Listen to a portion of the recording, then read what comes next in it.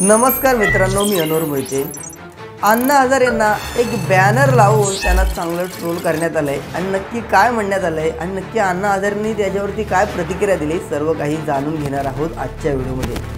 त्यापूर्वी तुम्ही चॅनलवर नवीन असाल तर नक्की सबस्क्राइब करा। तर मित्रांनो, पुण्यामध्ये एक बॅनर लावण्यात आला, अण्णा आता तरी उठा, तुम्ही एवढा भ्रष्टाचार एवढी मतचोरी होत असताना अजून शांत कसं काय, असा प्रश्न त्यांना बॅनरच्या माध्यमातून विचारण्यात आला आहे। कारण अण्णा हजारे जेव्हा आंदोलन करत होते तेव्हा त्यांनी लोकपाल आयोग व्हावा अशी त्यांची मागणी होती आणि आता एवढा भ्रष्टाचार झाला, मतांची चोरी झाली, राहुल गांधींनी एवढं एकदम पुराव्यासहित पत्रकार परिषद घेतली तरीसुद्धा अण्णा हजारे त्यावरती काय बोलू शकले नाही। मग जेव्हा पुण्यामध्ये बॅनर लावलं तेव्हा अण्णा हजारेंनी त्याच्यावर प्रतिक्रिया दिली। तर प्रथम बॅनरवर काय लिहिलं होतं, अण्णा हजारे आता तरी उठा, कुंभकर्ण सुद्धा गाढ झोपेतून रावणासाठी आणि श्रीलंकेसाठी तो उठला होता, तुम्ही आपल्या देशासाठी आता तरी उठाल हीच आमची अपेक्षा आहे। होय, आता मतांची चोरी आहे, इंडिया अगेन्स्ट वोट चोरी।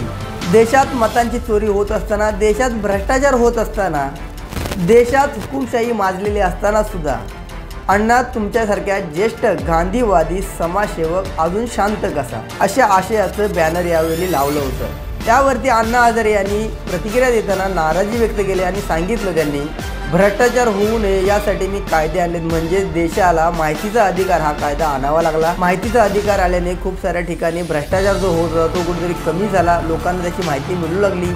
दप्तरी दिरंगाई, बदलीचा अधिकार, बदलीची माहिती, त्या बदलीचा कायदा, लोकपाल, लोक आयुक्त, असे अनेक 10 प्रकारचे कायदे अंमलात आणावे लागले। पण तुम्हाला मी 90 वर्षाचा होऊनही काम करावं असं वाटत असेल आणि जर तुम्ही झोपून राहत असाल तर हे खरोखरच चुकीचं आहे, असं अण्णा हजारे यांनी माध्यमांशी बोलताना म्हटलं।